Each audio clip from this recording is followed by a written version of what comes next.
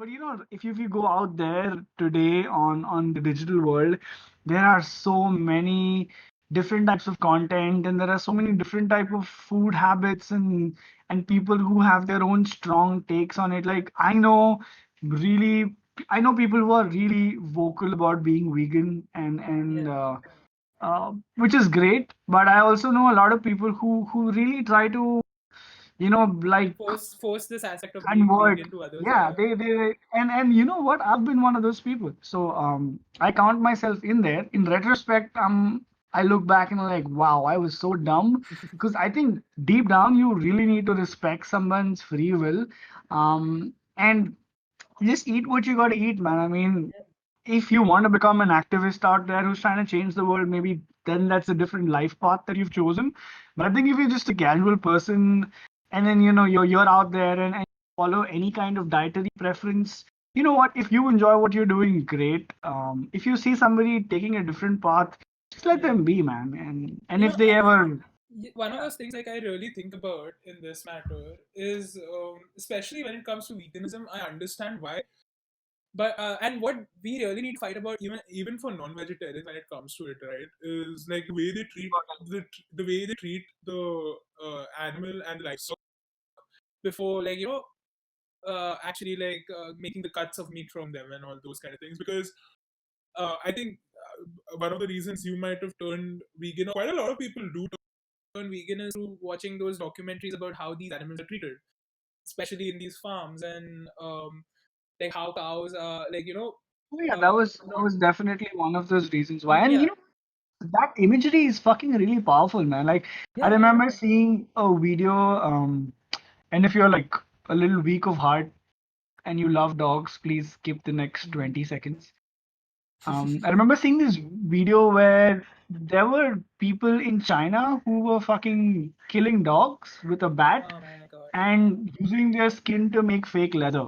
Oh, Um, why? and if you're out there and you use leather, I'm really struggling to say all the more power to you, but it really saddens my heart Yeah. that something that comes out of misery is an object of style, fashion, or luxury. Mhm. I mean, I'm no one to really force anybody to adopt a different lifestyle, but if you enjoy leather, take the time to sort of ask yourself, or at least be aware of where it comes from and what the process is. And I think Mhm. um, if if you know that and you research that and you're okay with it, great. You know what? If you're let's be simple. Anything and everything we do as human beings on this planet today is pretty self-serving and selfish, right? Mhm. I'm not going to be a preacher over here and say, hey, you know what? I'm living a very altruistic life and I'm not impacting anybody. I'm aware. I'm aware that to sort of forward our own interests, someone else Mhm. has to be left behind. But Mhm. all I'm asking is that for us to be conscious. So Yeah. if I eat pulses, or if I eat rice, or if I eat barley, I need to be very aware of how the entire supply chain is. I'm not saying participate in it, but I'm saying be aware of it. Ask your shopkeeper where he sources it from. Ask him if Yeah. he's paying a fair price to the farmer. Ask, if possible, get in touch with the farmer or try to visit the farm if it's close by and Yeah. see what kind of practices are being involved. If the farmer is using certain to sort of get a better yield. I'm just saying be a little more conscious in the process, Mhm. because being conscious brings awareness, and I think that's only fair, right? And I think, yeah, I think that's why recently the whole free range aspect of livestock and buying meat from people who only, like, get it from, or source it from places that, like, keep these animals free, and like, give them a fulfilling life before, they actually, like, ending it, and Mm. basically making these cuts and all those things. Yeah. Like, the whole free range aspect is becoming more and more popular now because of that. And I think the best example in this matter comes from the Japanese Wagyu A5 beef, which is, What was that? I never heard of that before. you've never heard of Japanese Wagyu A5 beef. It's the apparently the best beef in the world, like, ever, kind of thing. Okay, so like disclaimer, I've never eaten beef in my life, but okay, so I mean, wow, best quality beef comes from Japan. Nice. I'm a vegetarian, so I just know about this Oh, because of you're a like, badass in here. Did anime play a Uh, part in this? no, not anime. This is because I watch a lot of tasty video, like Tasty, the company Tasty, BuzzFeed, if you know about it, or if you've ever heard of Bon Appetit, all these kind of companies. These guys are like Yes. cooking or food based shows that you can watch on YouTube and all those kind of things. Yes, I So have. because of Hmm. forever whole scene, I like the idea and the whole process of food. So um, I'm all up for it. So like from what I saw was Japanese people in general, like the way they treat their cows, or rather the the cattle. They'll generally give them massages. They'll treat them like they are kings themselves. Like the cattle itself is like living a very happy life, a fulfilling life before they are killed. So it's the whole idea is like the whole meat inside that cow, the food that they've eaten and everything, like the way they are living, develops in such a way that the taste like enhances after a point. So in a way, the free range is actually making it better in Yeah. some ways. And just because you can have a mass production thing and artificially do it and make more and more, doesn't mean the quality will be good. In this case, like the complete opposite thing is right, where these cows are treated gently.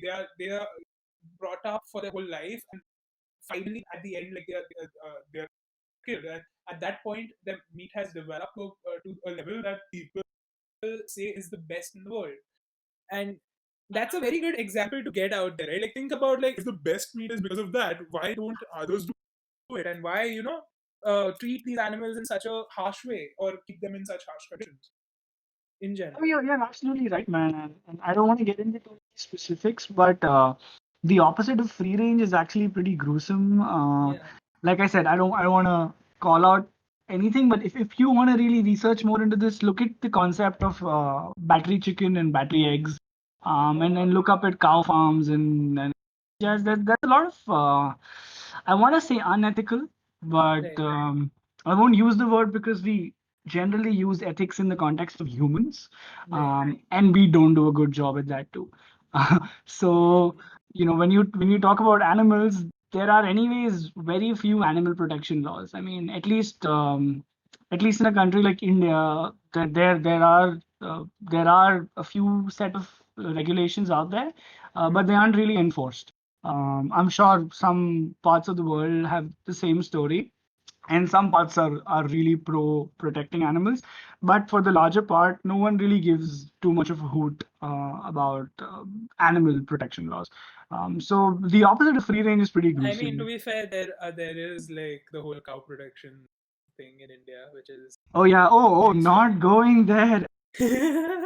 No, I mean, In like case you're in, since you said there aren't any, yeah. Oh my I'm God, gonna I just counter got the chills. by saying I like just there got the is that. chills. Like You wrong should, topic alert. yeah. We can't. I mean, even though we aren't gonna talk about it, like it is a Ah. thing. It is a thing. So Oh my God, you know what? I had my eyes shut and I was talking and you mentioned suddenly my eyes opened like, wait, am I gonna get beaten up soon or anything? Uh, uh, yeah, I no. So mean, we're not going there at all. yeah, But yeah, to sort of break that bubble, India is one of I'll mention this source to anyone who's interested a little later. right. But India is actually one of the top beef exporting countries in the world. Yeah. So You're sorry. kidding. Yep. No No, I'm not. way. Totally no. So Wow. there's a little bit of irony here at play, but yeah, Yeah. that's a different podcast from a different channel because we will never talk.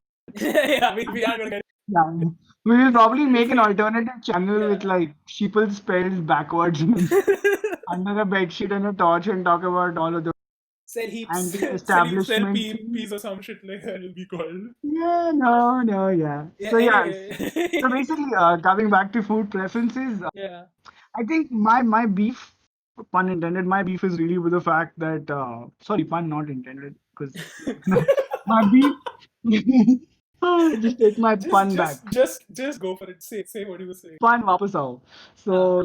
the idea is where I am right now in my life. I think my problem is with the whole bread for slaughter angle. Yeah. There is a fair chance that if I go out and I get a chicken burger or I get some hot wings or I get some tandoori chicken, oh my God, I fucking miss it so much. But yeah, in case I get, as Still y'all a can dilemma clearly as see, from. it's been 7 years since I've eaten. No, wait, probably less than that, but I still miss it so much. Like every time I talk about chicken, my taste buds go into yelling, "Wah, wah, wah, wah," and there's like a siren wailing around. But yeah, so the idea is that I hate the fact that what I'm about to eat is bred for slaughter.